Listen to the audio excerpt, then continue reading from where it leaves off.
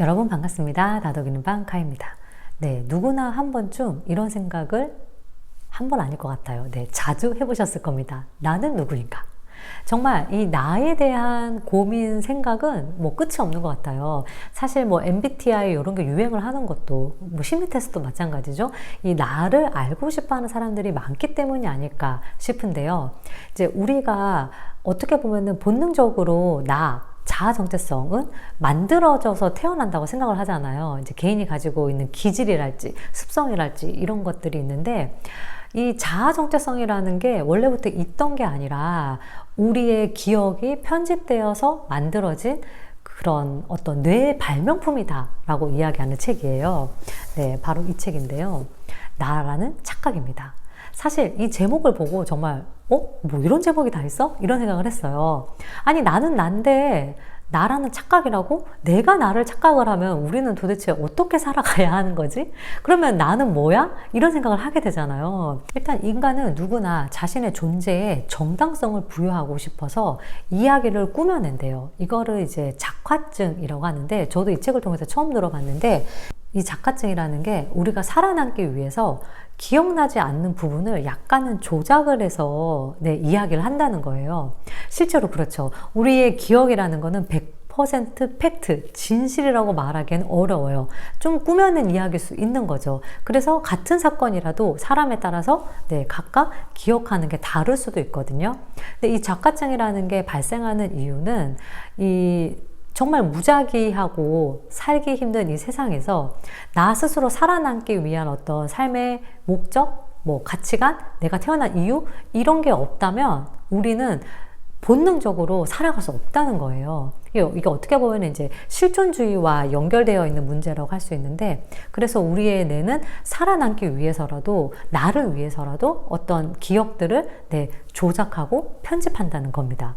자아뿐만이 아니라 규칙, 믿음, 종교, 미신 이런 것들이 우리의 뇌가 만들어낸 일종의 합의된 망상일 수 있다라고 주장을 하고 있어요.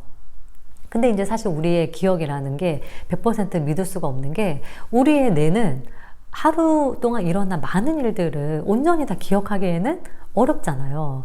그래서 마치 그 사진이나 동영상을 너무 용량이 커서 우리가 압축하는 것처럼 뇌 역시도 그 에피소드, 기억들을 스냅샷으로 이렇게 찍어서 저장을 한다고 합니다.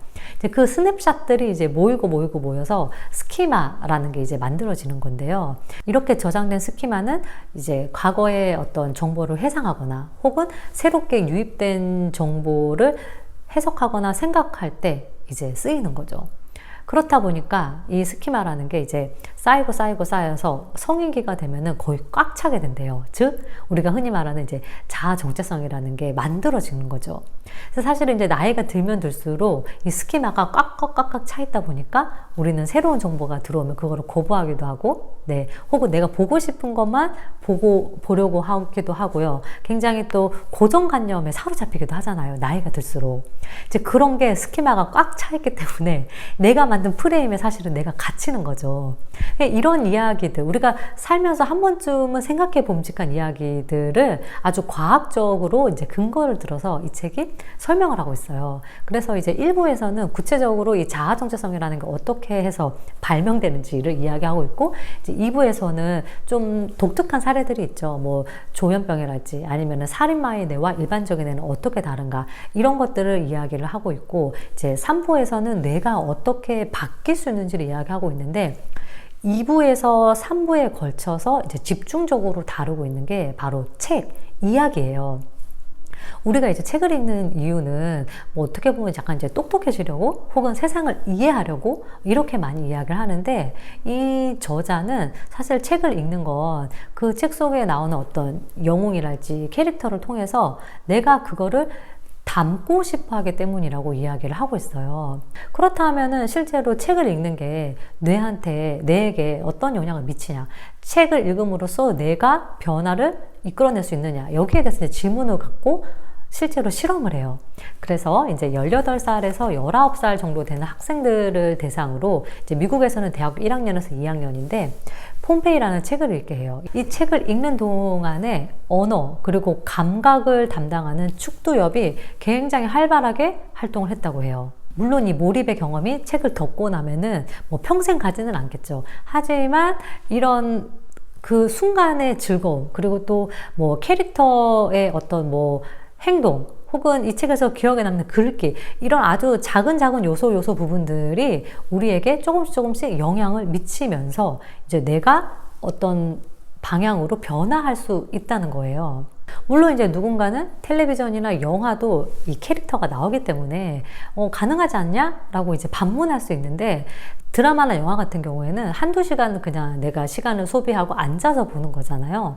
그래서 오랜 시간과 노력의 대가 없이 느낀 몰입의 경험은 오래가지 못한다는 거예요.